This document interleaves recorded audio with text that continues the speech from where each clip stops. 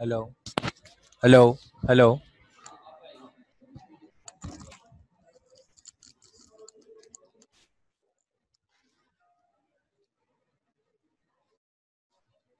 Hello, अस्सलाम वालेकुम।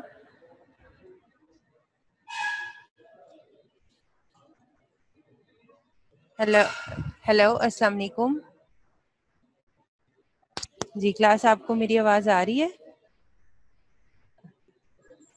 Yes ma'am. ठीक है, कैसे हैं आप लोग? सब ठीक ठाक हैं? ठीक, okay okay. I am doctor Mahvish है।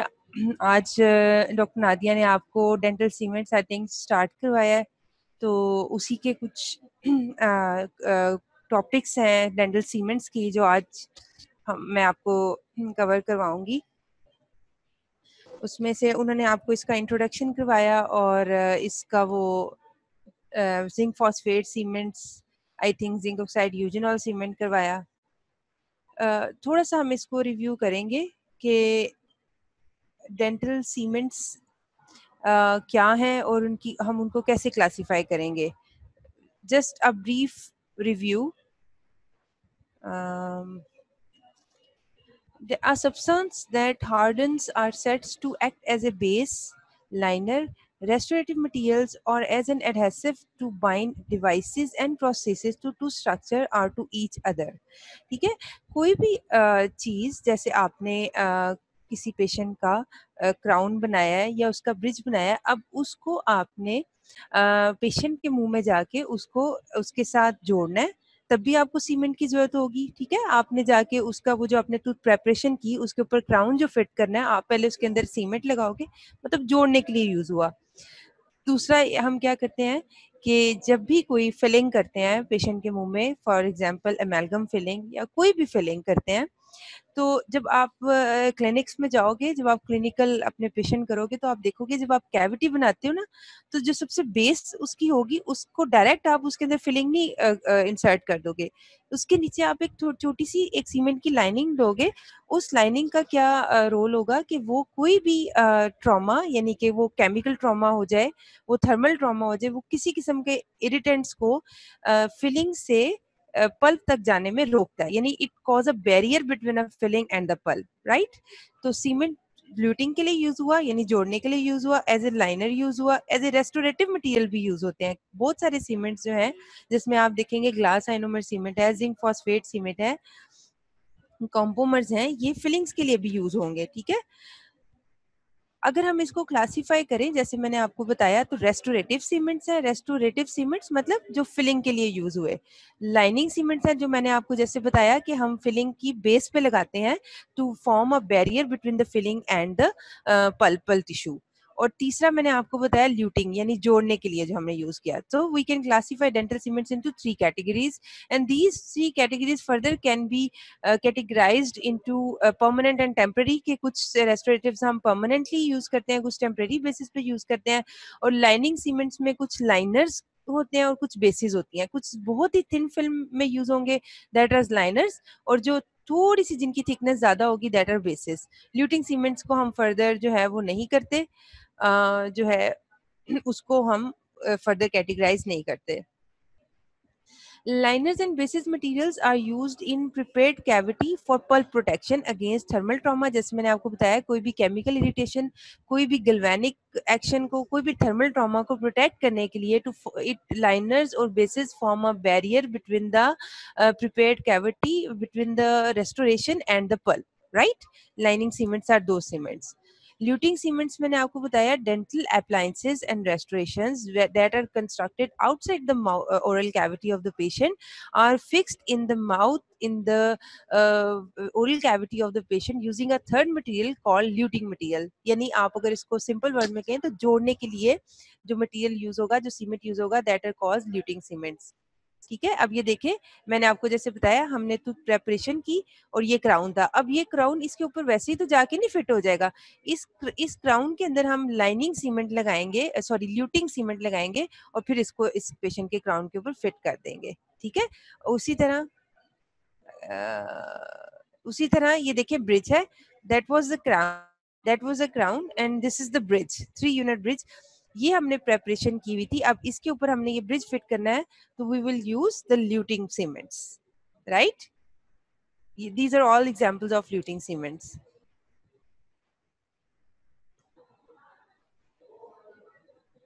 स्क्रीन रुकी हुई है, स्क्रीन रुकी हुई है, स्क्रीन शेयर नहीं हो रही। ठहरे, मैं दोबारा से करती हूँ। अभी देखें, आपको चेंज हो रही है आपके पास? हो रही है?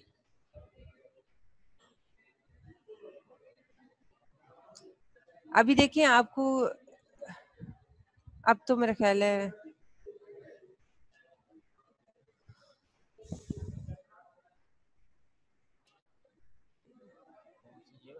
जी, ये वाली कवर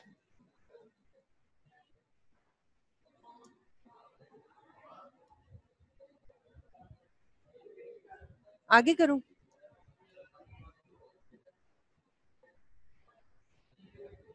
नहीं चेंज हुआ आज लेक्चर? आज मेरा ईद से पहले आखिरी लेक्चर।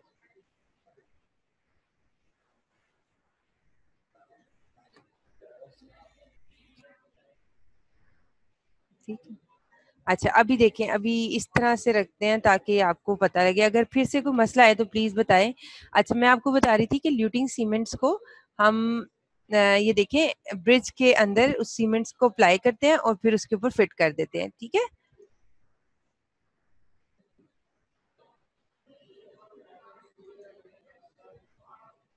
अच्छा, अब वो तो हमने क्लासिफिकेशन पढ़ी सीमेंट्स की on the basis of their function, on the basis of there uses. अब बेस्ड ऑन सेटिंग रिएक्शन, अगर हम डेंटल सीमेंट्स को कैटेगराइज करें तो दो तरह के रिएक्शन होते हैं, सेटिंग रिएक्शन होते हैं। कुछ सीमेंट्स होंगे उनमें एसिड बेस्ड रिएक्शन होगा और सीमेंट सेट होगा, और कुछ सीमेंट्स होंगे जिसमें चिलेशन कंपाउंड्स बनेंगे, चिलेट्स बनेंगे between the cements and the tooth tissue to मतलब उसकी सेटिंग इस तरह होगी कि चिलेट्स बनेंगे और फिर हमारे पास कुछ कंपाउंड्स उसमें फॉर्मेशन ऑफ सम कंपाउंड्स होगा। उसमें आपके आ जाएगा zinc oxide eugenol, calcium hydroxide और ortho benzoic acid. Phosphoric acid based reaction जो है वो होता है जिंक फॉस्फेट में, वो सिलिको फॉस्फेट में और कॉपर फॉस्फेट में होता है।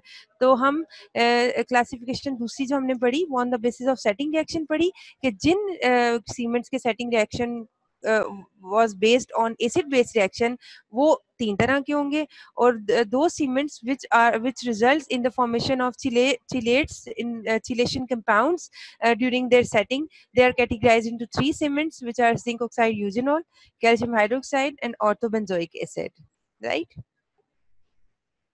अच्छा, अब यहाँ तक मैंने आपको सिर्फ थोड़ा सा ब्रीफ ओवरव्यू देना था कि हम उसको किस तरह से कैटेगराइज करते हैं, ठीक है? अब जो हमारा आज का मेन टॉपिक है वो है कैल्शियम हाइड्रोक्साइड। अच्छा, अब मैंने आपको बताया कि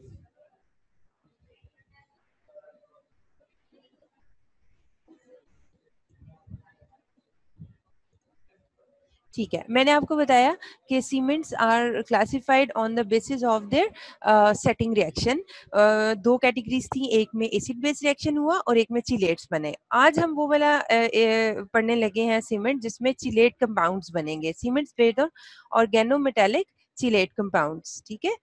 Cements characterized by setting reactions which involve the formation of Jin setting reaction में chelate compounds बनेंगे between divalent metallic ions and ortho disubstituted aromatic compounds। इन दोनों substrate के दरमियान जो chelate compounds बनेंगे setting reaction में, वो उन cements को categorize करते हैं, ठीक है?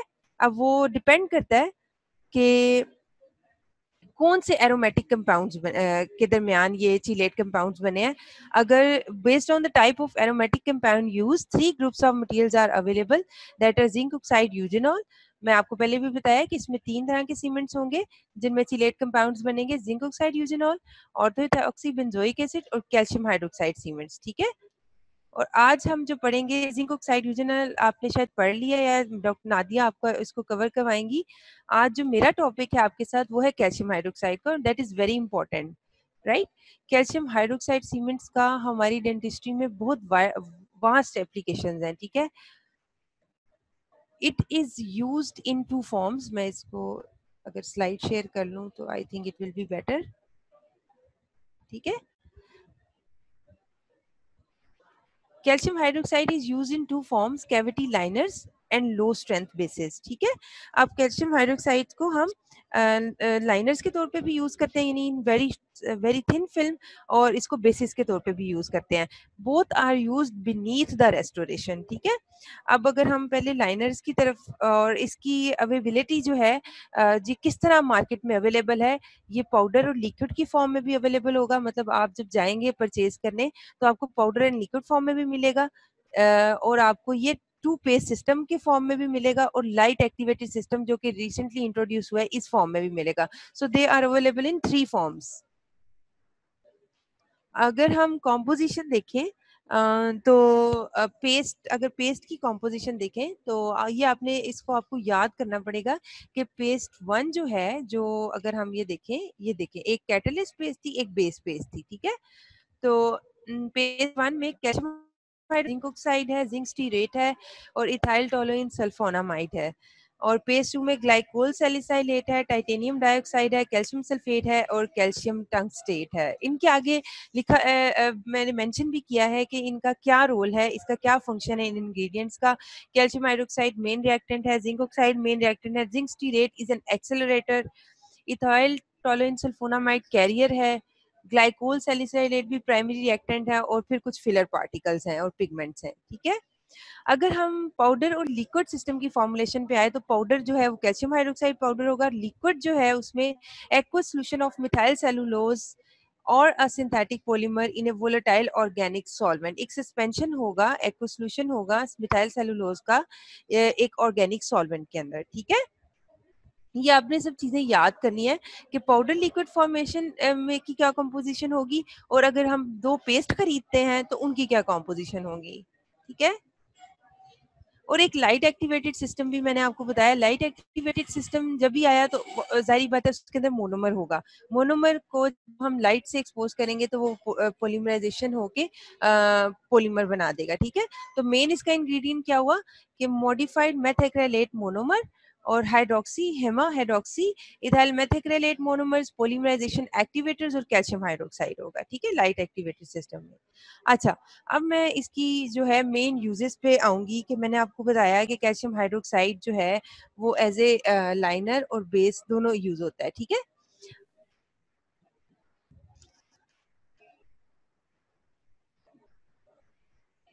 अगर हम कैविटी लाइनर्स की तरफ आए तो they are use like cavity varnish to provide a barrier. जैसे कि मैंने आपको पहले बताया है कि लाइनर्स और bases are use as a barrier between the passage of irritants from the cement into dentin. कि सीमेंट में से कोई भी गैर ज़रूरी इरिटेंट्स जो हमें नहीं रिक्वायर्ड, जो डेंजरस हैं, जो कि हार्मफुल हैं फॉर द पल्प, उनको ये रोकता है कि वो सीमेंट से डेंटिन में या पल्प में ना जा सके। तो cavity liners form the barrier between the restoration and the tooth tissue, ठीक है। और इट इज़ वेरी इंपॉर्टेंट। अगर आप देखें, आप कैविटी लाइनर किसी भी फिलिंग के नीचे नहीं लगाएंगे तो पेशेंट कुछ दिनों बाद कंप्लेन करेगा कि I have pain in my tooth after the filling, यानी कि फिलिंग के बाद मुझे पेन हुआ, या तो आपने इम्प्रॉपर लाइनिंग की या आपने लाइनिंग की ही नहीं, ठीक है। तो cavity liners have very important role in restorative dentistry. और अगर हम इसकी मैनिपुलेशन पे आए तो liners are fluid in consistency and can be easily painted over the dentinal surface. यानी कि आपने कैविटी को प्रिपेयर किया, उसको वॉश किया, उसको ड्राई किया, और आपने उसके ऊपर वो थिन सी लाइनिंग लगा दी। द सॉल्वेंट्स, अच्छा, अब वो जो लिक्विड था ना उसमें से सॉल्वेंट जो है वो अवेपोरेट हो जाएगा, और एक थिन सी फिल्म लग जाएगी डेंटिन के ऊपर, और वो पल्प के ऊपर एक thin film of calcium hydroxide remains on that pulp tissue to protect it from the irritants. और जो उसमें जिस जिस कैरियर में हमने उसको लगाया था, जिस लिक्विड के थ्रू लगाया था, वो लिक्विड वेपोरेट कर जाएगा, ठीक है। और अगर हम इसकी प्रॉपर्टीज की तरफ स्पेशली अभी आगे मैं आपको इनकी ओवरऑल कैल्शियम हाइड्रोक्साइड की प्रॉपर्टीज बताऊंगी, लेकिन अगर हम कैविटी लाइनर्स की प्रॉपर्टीज की तरफ जाएं those calcium hydroxide which are used as cavity liners have following properties. बस आप इसको सुनते जाएं, मैंने इसलिए नहीं लिखा कि ताकि आप कंसंट्रेट करें कि मैं आपको बता क्या रही हूँ. Calcium hydroxide is very biocompatible, is least irritant of the materials, or it neutralizes acids of silicate and phosphate cements even in thickness of 0.25 millimeter. यानी कि आपने अगर इतनी बारीक थिकनेस में भी इसको नीचे लगा दिया ना रेस्टोरेशन के नीचे, तो ये जो भी हम सीमेंट्स यूज कर रहे हैं जिसमें स्पेशली एसिड्स है, ये उनको न्यूट्रलाइज कर देगा. कैल्शियम हाइड्रोक्साइड इज बेसिक, ठीक है, तो इसको न्यूट्रलाइज कर देगा even in the thickness of 0.25. It does not have mechanical properties. जहाँ इसके कुछ फायदे भी हैं तो इसकी mechanical properties are very low, और solubility in water is very high, यानी कि अगर कहीं से भी पानी के साथ इसका कांटेक्ट हो जाता है तो ये डिसॉल्व हो जाएगा पानी के अंदर.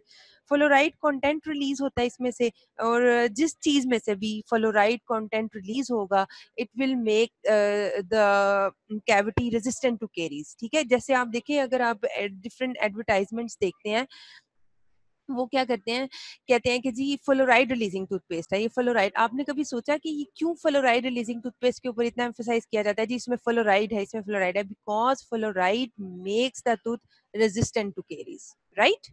तो कैल्शियम हाइड्रोक्साइड का ये एडवांटेज है कि they releases fluoride which make the tooth cavity resistant to further caries. ठीक है, और पीएच इज हाईली अल्कलाइन, इसकी पीएच बहुत ज्यादा होती है, क्योंकि ये बेस है तो इसकी अल्कलाइनिटी जो है बहुत ज्यादा होती है, ऑलमोस्ट 11 to 12 होती है इसकी. ठीक है, अगर हम बेसिस देखें, अच्छा बेसिस जो है वो थोड़े से थिक फिल्म में होते हैं, ठीक है, लाइनर्स के कंपैरिजन में, और इसमें हम कैल्शियम हाइड्रोक्साइड को कुछ और चीजों के साथ मिक्स करते हैं ताकि उसकी कंप्रेसिव स्ट्रेंथ ज्यादा हो जाए. उसकी जो मैंने आपको बताया था कि उसकी जो मैकेनिकल प्रॉपर्टीज को इम्प्रूव करने के लिए in case of bases we mix them with number of materials, right?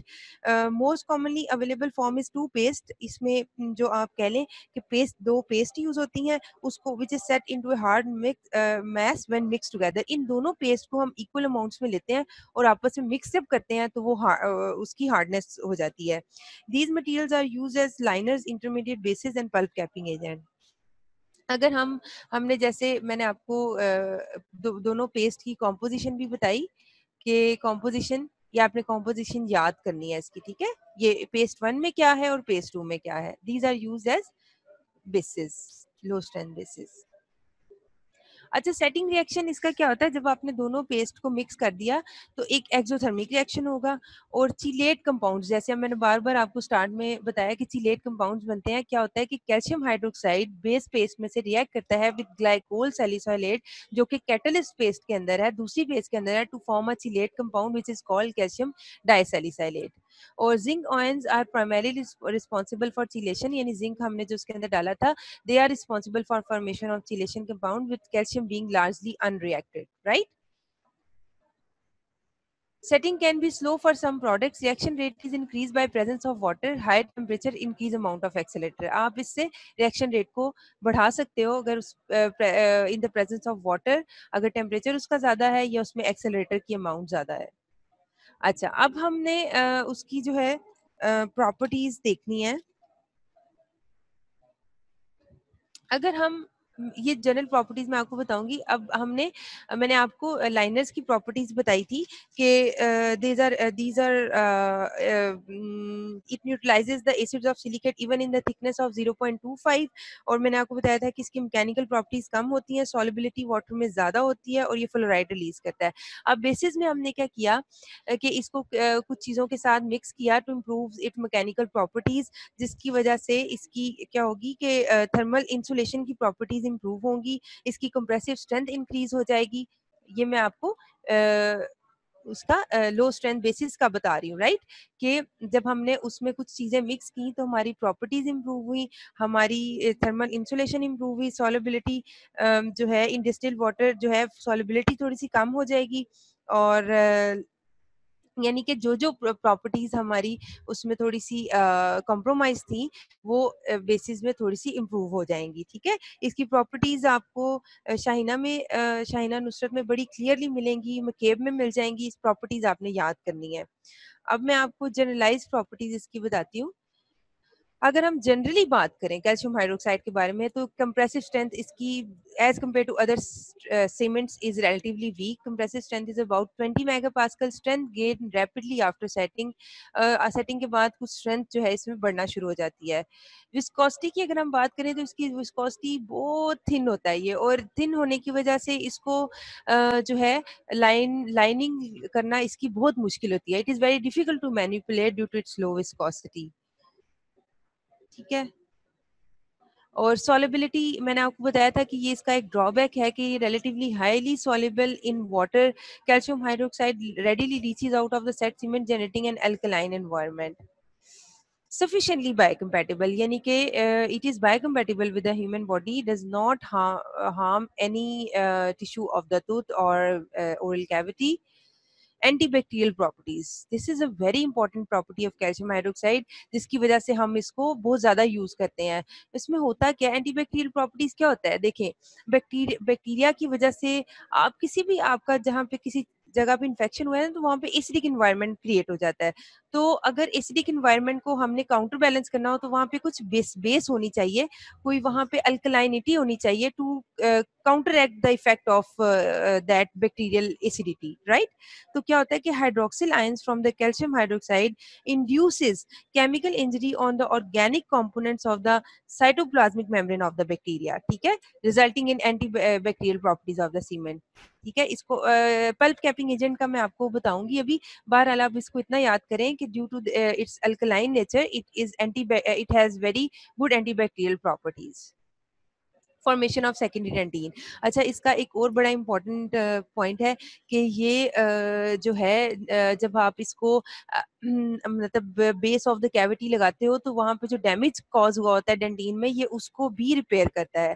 Cement is able to, यानी कि अगर आप इसको किसी भी कैविटी में लगा रहे हो, केरियस लीजन में अप्लाई कर रहे हो, तो it has ability to regenerate some dentin और उसकी रिपेयर भी करता है ये. ठीक है, फॉर्मेशन ऑफ सेकेंडरी डेंटिन आप उसे कह लें. Cement is able to initiate calcification and formation of secondary dentine at the base of the cavity. Calcification results from the irritation of the pulp tissue by the cement. However, calcium is not bound into the mineralized tissue of the calcific barrier. ठीक है, cement मतलब ये क्या करता है कि उसको remineralize करता है, and formation of secondary dentin उसकी रीमिनरलाइजेशन कॉज करेगा, और ये इसका बड़ा इंपॉर्टेंट रोल है at the base of the cavity.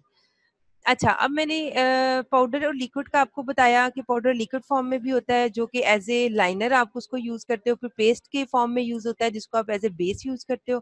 एक लाइट एक्टिवेटेड भी जो है अवेलेबल हुआ है मार्केट में. It sets on exposure to light और moisture has little effect on setting. इसमें पानी का कोई इस्तेमाल नहीं है, ये इस पे हम लेजर लाइट डालेंगे तो ये सेट होगा. Relatively it is less brittle. Use as lining under composites is controversial, यानी कि अभी इस बारे में नहीं कहा जा सकता है कि इसको एज ए लाइनर यूज करें कंपोजिट के नीचे. Unreactive methacrylate groups can become attached to freshly placed composite. As composite shrinks while setting can pull the material away from the tooth and create a void. क्यों कि जो इसकी वजह से आप कह लें, इसको अगर हम इन शॉर्ट फॉर्म करें तो ये श्रिंकेज करता है, जिसकी वजह से इसकी जो अंडर कंपोजिट लाइनिंग जो है वो कंट्रोवर्शियल है. ठीक है. अच्छा, अब इंडिकेशंस और यूजेस ऑफ कैल्शियम हाइड्रोक्साइड आपके पेपर में आ सकता है. What are the indications for calcium hydroxide, या इसकी क्या यूजेस हैं, तो आप उसमें इसकी बड़ी डिटेल में हम इसके यूजेस जो हैं वो डिस्कस करेंगे.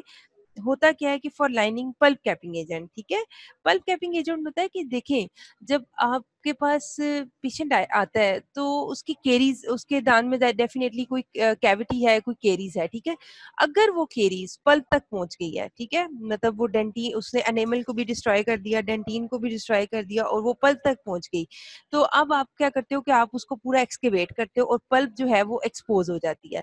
अब वो पल्प के ऊपर आप डायरेक्ट तो नहीं रख दोगे उसको, रेस्टोरेशन को. आप उस पल्प को पहले कवर करोगे, और उस वो आप किससे कवर करोगे, कैल्शियम हाइड्रोक्साइड से. ठीक है, तो इट इज यूज एज कल पल्प कैपिंग एजेंट. अब आगे मैं आपको बताऊंगी कि इनडायरेक्ट पल्प कैपिंग में भी यूज होता है और डायरेक्ट पल्प कैपिंग में भी होता है. इनडायरेक्ट पल्प कैपिंग मींस कि पल्प के ऊपर एक सीमेंट की लेयर थी, सॉरी, पल्प के ऊपर थोड़ा सा डेंटिन बाकी था, उसको कहते हैं इनडायरेक्ट पल्प कैपिंग एजेंट. लेकिन अगर वो पूरा डेंटिन इन्वॉल्व हो चुका है कैविटी प्रेपरेशन में या केरीज में, तो वो डायरेक्ट पल्प कैपिंग में आएगा. ठीक है, यानी कि आप डायरेक्टली जो है कैल्शियम हाइड्रोक्साइड को पल्प के ऊपर जो है वो अप्लाई कर देंगे, ठीक है।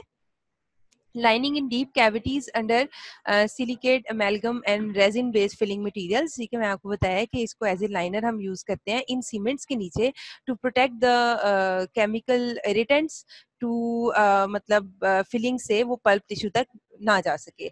इसको आप कैल्शियम हाइड्रोक्साइड को रूट केनाल सीलेंट्स के तौर पे यूज करते हैं। रूट केनाल सीलेंट्स जो है वो ये जब आप अपने आरसीटीज करेंगे, परफॉर्म करेंगे, तो जब आप रूट केनाल करते हैं तो आप पल्प को जब रूट्स में से निकालेंगे तो आपने उस पल्प के उन रूट्स के अंदर जो मटेरियल साथ इंसर्ट करेंगे टू सील देम, वो कैल्शियम हाइड्रोक्साइड भी आप यूज कर सकते हैं, ठीक है। रूट केनाल मेडिकेशन में भी यूज करते हैं। ये आप जब इंशाल्लाह ऑपरेटिव में जाके रूट केनाल को डिटेल में पढ़ेंगे तो आपको कैल्शियम हाइड्रोक्साइड का यूज जो है उसका क्लिनिकल एप्लीकेशन बड़ी इजीली उसको आप देख सकेंगे कि ये जैसे आपने पढ़ा है तो वो कहाँ कहाँ अप्लाई हुआ है। यानी आप उसे अब इतना याद रखें कि आप इसको रूट केनाल सीलेंट के तौर पे भी, क्योंकि अभी आपने चूंकि प्रोसीजर से आप इससे नहीं है, इसकी आपको नो हाउ नहीं है प्रोसीजर की, तो आप इसको बस इतना थोड़ा सा अपनी नॉलेज के लिए याद रखें कि रूट केनाल सीलेंट्स यानी ड्यूरिंग प्रोसीजर रूट केनाल के इसको सीलेंट्स के तौर पे यूज करेंगे उसकी मेडिकेशन पे।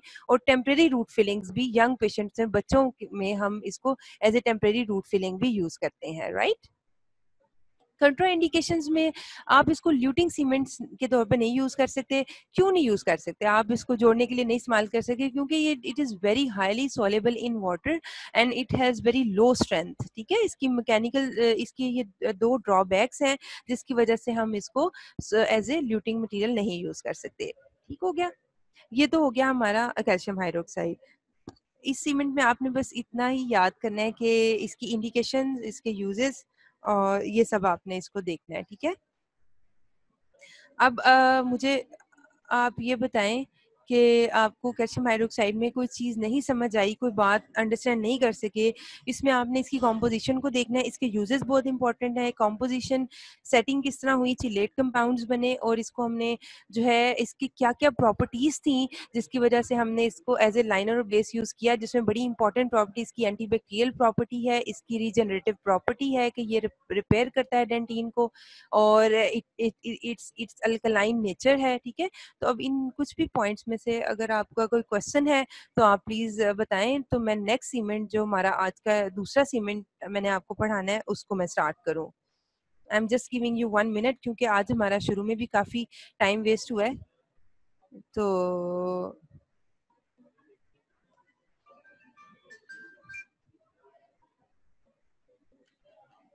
कोई क्वेश्चन नहीं है क्लास? आपको मेरी आवाज आ रही है? Any question please in from calcium hydroxide portion?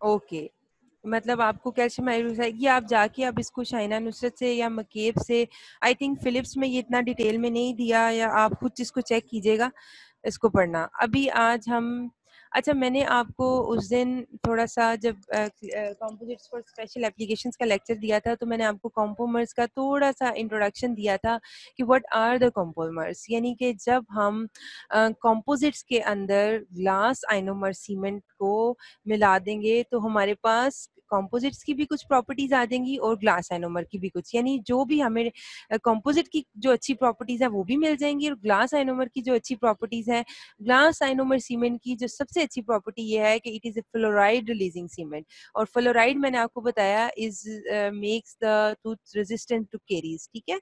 तो हमने ग्लास आइनोमर और कंपोजिट को मिक्स किया तो हमारे पास कॉम्पोमर आ गया। कॉम्पोमर बेसिकली है क्या? It is a poly acid modified composite made by incorporating glass particles of glass ionomer cement in water free poly acid liquid monomer with appropriate initiator, ठीक है। वही कि हमने कंपोजिट के अंदर कुछ glass particles of GIC incorporate कर दिए और जिसकी वजह से हमारे पास एक न्यू कंपाउंड आ गया which is called compomer. The rationale for using this material is the integration of the fluoride releasing capability of glass ionomer with the durability of resin composites। वही मैंने आपको जैसे बात बताया कि अगर composite की ये जो है प्रॉपर्टी है कि it is durable as compare to GIC, और जीआईसी की ये प्रॉपर्टी है that it has a ability to release fluoride. तो ये दोनों जब मिक्स हो जाएंगी तो हमारे पास एक मॉडिफाइड फॉर्म में जो मटेरियल आ जाएगा that is more durable and that has ability to release fluoride to make the tooth caries resistant, right. अच्छा जी।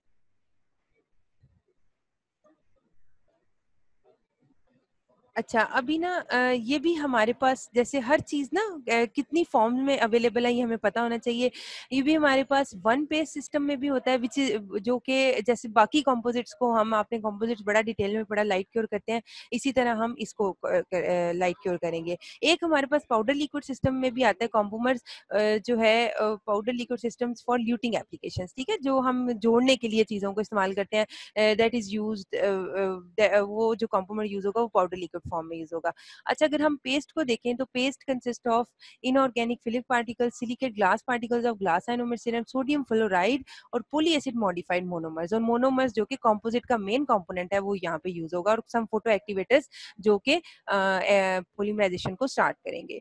और अगर हम पाउडर लिक्विड कंपोमर पे आए तो powder contains strontium alumina, fluorosilicate glass particles, metallic oxides and some initiators, और liquid contains the polymerizable methacrylate, carboxylic monomers, multifunctional acrylate monomers and water। One page system में water बिल्कुल नहीं था, ठीक है, वो हाइड्रोफोबिक था, टू समवट हाइड्रोफोबिक, ठीक है, जैसे कंपोजिट्स होते हैं। लेकिन जो पाउडर लिक्विड सिस्टम है that has a component of water, ठीक है। अब ये इन दोनों में क्या डिफरेंस है, एक में पानी नहीं है, एक में वाटर का कंपोनेंट है, इसका क्या डिफरेंस है इसको हम आगे देखेंगे, ठीक है। ये तो होगी। अच्छा, components are usually one page system, इसकी मैंने आपको कंपोजिशन बतानी थी। बॉन्डिंग मैकेनिज्म क्या है?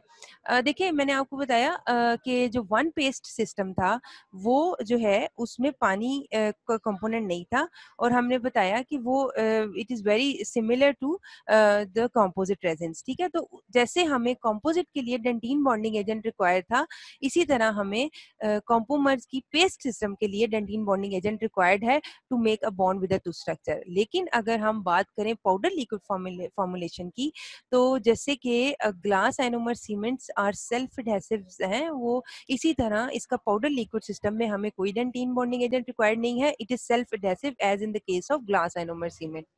ठीक हो गया?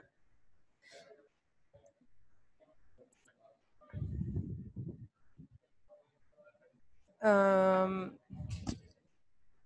ठीक हो गया। मैनिपुलेशन अगर हम इसकी देखें तो अगर it is use as an alternative to GIC and composites, अगर हम इसकी वन पेज सिस्टम को देखें तो जैसे हमने मैनिपुलेट किया था एक कंपोजिट को, उसी तरह हमने इसकी पेस्ट को मैनिपुलेट किया। यानी फर्स्ट ऑफ ऑल हमने उसमें एचिंग की, फिर हमने उसमें डेंटीन बॉन्डिंग एजेंट लगाया, उसके बाद हमने कंपोमर्स अप्लाई किया, सेम एज कंपोजिट्स, ठीक है। Compomers luting systems are indicated for cementing processes with a metallic substrate, ठीक है। लेकिन पाउडर लिक्विड सिस्टम का जो था वो उसमें बॉन्डिंग एजेंट मैंने आपको बताया था यूज नहीं होता, उसमें जो है सीमेंट्स की तरह हम उसको पाउडर लिक्विड को मिक्स करते हैं और उसको एज ए ल्यूटिंग एजेंट यूज करते हैं। द सीमेंट मिक्सचर, अब उसकी मैनिपुलेशन अगर हम देखें, इसमें कोई एचिंग नहीं होगी, इसमें कोई बॉन्डिंग नहीं होगी। I am talking about powder liquid system. The cement mixture is placed on the prosthesis which is seated with the finger with pressure। The margin should be light cured. अच्छा, ये जो powder liquid system है ना, आपने ये मैं आपको बताना भूल गई कि इसकी जो है इसकी सेटिंग कैसे होगी। ये लाइट क्योर भी हो सकता है, ठीक है। पेस्ट सिस्टम में तो हमने पढ़ा इट इज लाइट क्योर्ड, लेकिन जो पाउडर लिक्विड सिस्टम है it can be light cured, it can be chemically cured, ये ड्यूल कोड भी हो सकता है, ठीक है। तो क्या करते हैं कि हम इसमें सीमेंट को मिक्स करते हैं और उस मार्जिन को फौरन जो है लाइट क्योर कर देते हैं ताकि वो प्रोसेसेस वहाँ पे स्टेबल हो जाए, ठीक है।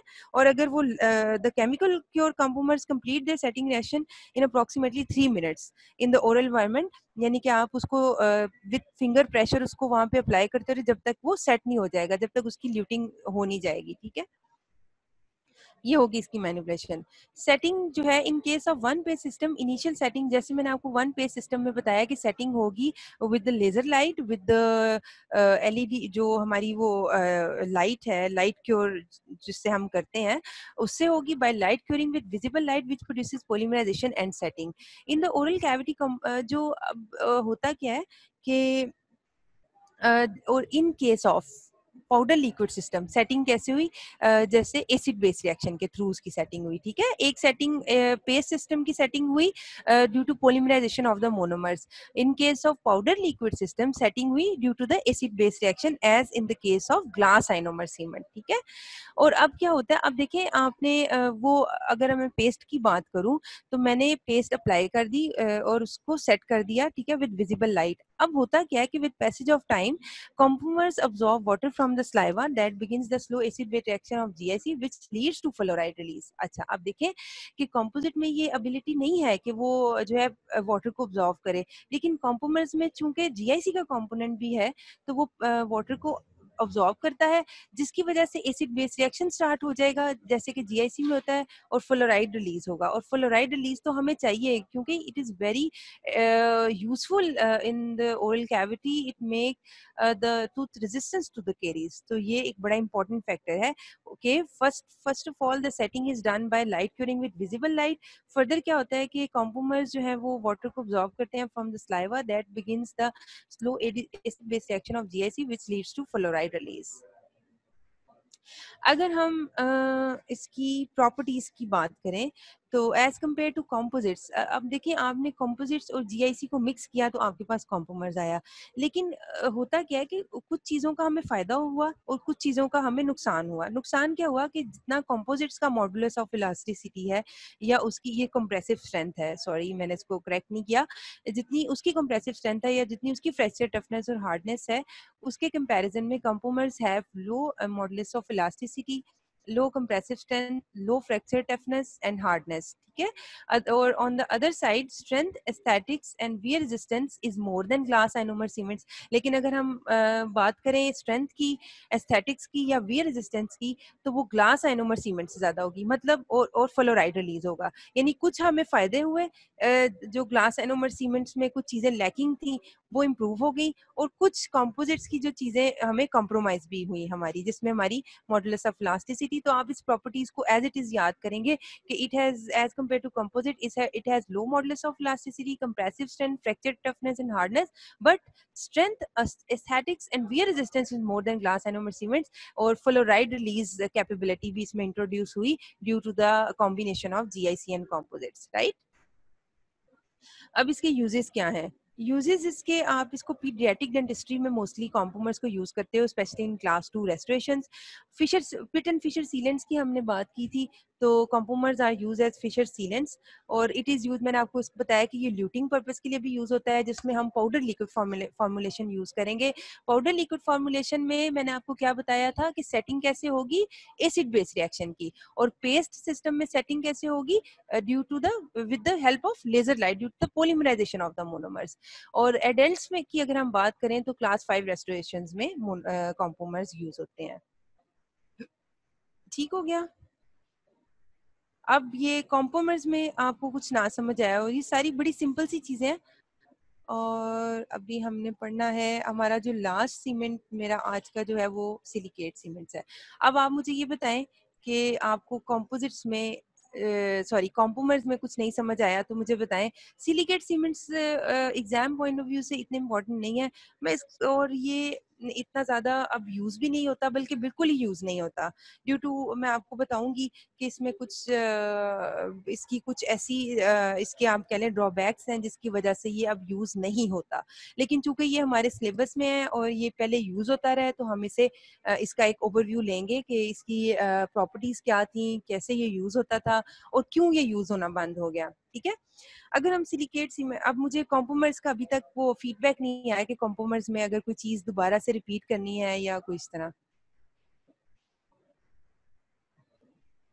कॉम्पोमर्स भी समझ आ गया आपको? ठीक हो गया। अच्छा, सिलिकेट सीमेंट्स को, अब मुझे पता है आप थोड़ा सा थक गए होंगे या थोड़ा मिक्सअप हो रहा होगा, सिर्फ थोड़ा सा मैं इसका ओवरव्यू दूंगी कि सिलिकेट सीमेंट्स असल में जो है वो एस्थेटिक रेस्टोरेटिव मटेरियल है, मतलब ये टूथ कलर मटेरियल्स है। और जब हमारे पास कंपोजिट्स और जीआईसी नहीं था, तब हम सिलिकेट सीमेंट को ही एस्थेटिक पर्पस के लिए यूज करते थे। ठीक हो गया। This is a translucent cement resembling porcelain. Porcelain आपको पता है, ये जो आजकल हम टूथ कलर क्राउन बनाते हैं उसकी रिजेम्बलेंस बिल्कुल पोर्सिलीन की तरह है. एंड समटाइम्स इसको हम सिंथेटिक पोर्सिलीन भी कहते हैं. It is not use widely because of its undesirable properties. And what are those undesirable properties, I will discuss with you in the next slide. It was first introduced in 1903, right? इसकी अगर हम composition की बात करें तो powder is ceramic glass, यानी glass particles होंगे which is made by fusion of following contents. इसमें silica alumina fluoride compound oxides को हम क्या करते हैं, these ingredients are fused at approximately 1400 degree C पे इसको हम हीट अप करते हैं टू फॉर्म अ ग्लास. तो हमारे पास जो कंपाउंड आता है फिर उसको हम पाउडर फॉर्म में कन्वर्ट करते हैं. तो it is form bye fusion of the following contents.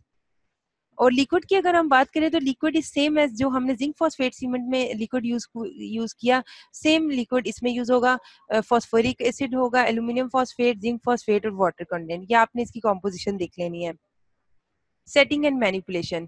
अगर हम इसकी सेटिंग की बात करें तो it is set by gelation of silicic acid which is form by action of phosphoric acid on the aluminosilicate glass. Phosphoric acid aluminosilicate glass के साथ attack करेगा और कुछ कैल्शियम एल्यूमिनियम फ्लोराइड आयंस को रिलीज करेगा और जो है सिलिसिक एसिड की जो है वो फॉर्मेशन हो जाएगी. ठीक है.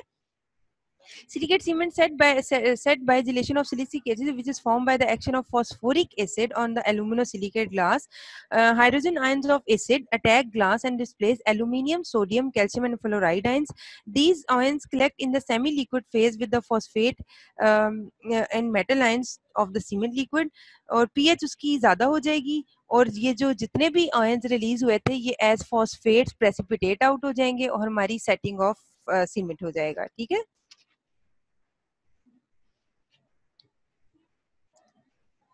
अच्छा जो है अगर हम इसकी मैनिपुलेशन की बात करें तो इसमें हम पाउडर और लिक्विड रेशियो जो है वो लेंगे 1.6 ग्राम पाउडर, यानी 4:1 होगा. 4 पार्ट्स पाउडर के होंगे और 1 पार्ट जो है वो लिक्विड होगा. टू मच पाउडर जो है ना ज्यादा पाउडर यूज करेंगे तो बड़े क्रम्बली सा मैस हमारे पास आ जाएगा और सेटिंग डिले हो जाएगी. ठीक है. Powder is mixed with liquid as quickly as possible. The mix is completed in 60 to 70 seconds. The mix should have a glossy shining surface, यानी कि जब आप उसको मिक्स कर रहे होंगे तो उसकी शाइनी सी सरफेस होगी जिससे आपको पता लगेगा कि now it is able to be apply in the oral cavity.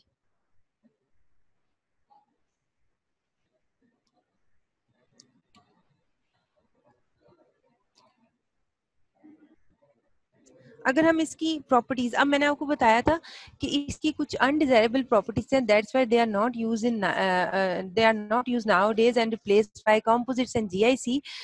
कुछ इसके फायदे हैं. फायदा इसका ये है कि it is strong in compression, यानी it has a high compressive strength, soluble in oral fluids. इसका जो मेन ड्रॉबैक है ये है कि ये with passage of time disintegrate हो जाता है. ओरल कैविटी में देखें फुल आपका ऑल टाइम आप एक ह्यूमिड इन्वायरमेंट है तो उसमें अगर ये सॉल्युबल हो जाएगा तो इसकी ड्यूरेबिलिटी बहुत कम है. ये इसको आप ये नहीं कह सकते कि ये बहुत देर बाद चलेगी.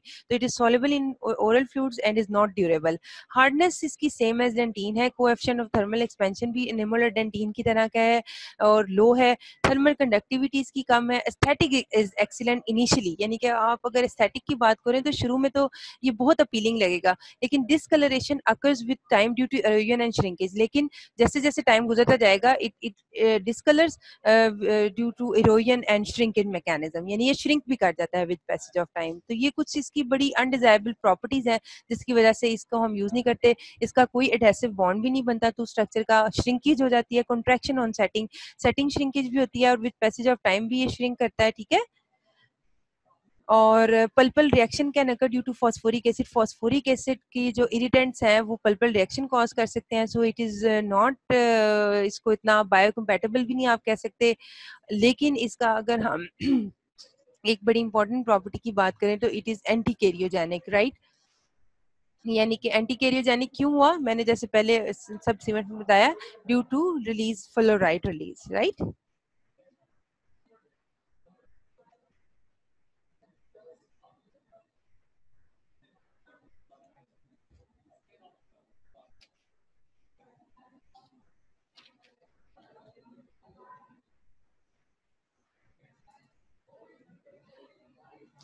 चलें, ये तो हो गया आपका सिलिकेट सीमेंट्स,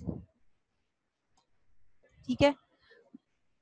तो आज हमने अपने 3 सीमेंट्स को कवर किया। फर्स्ट हमने calcium hydroxide is very important.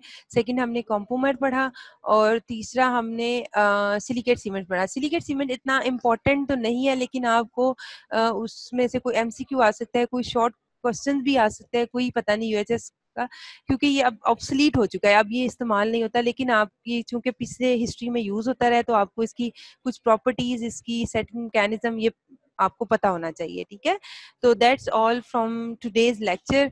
अभी 2-3 मिनट्स में हम जल्दी से इसको देख लेते हैं कि आपको कोई भी क्वेश्चन है, कोई चीज़ समझ में नहीं आई, मैं उसको भी रिपीट कर दूं या उसको नेक्स्ट लेक्चर में, तो आप मुझे बताएं। I am waiting for your response. I have just left with 1 minute. इसके बाद आपका आई थिंक प्रिंसिपल साहब के साथ लेक्चर है। I am waiting for your response. Any question please from these 3 cements?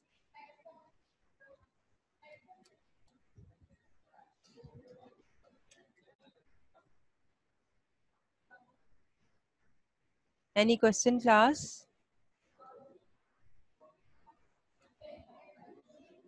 आज सिर्फ उम्मीद का ही रिप्लाई आ रहा है। गर्ल्स कहाँ पे हैं आज?